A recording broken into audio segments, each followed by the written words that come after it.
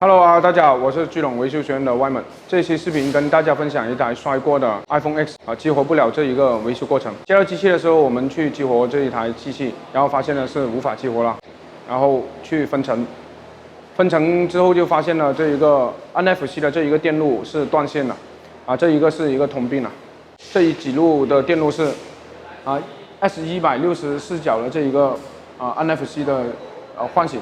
然后再到这一个 NFC 的这一个 CTS 165角的，然后还有167角的这一个 NFC 的接收，还有这一个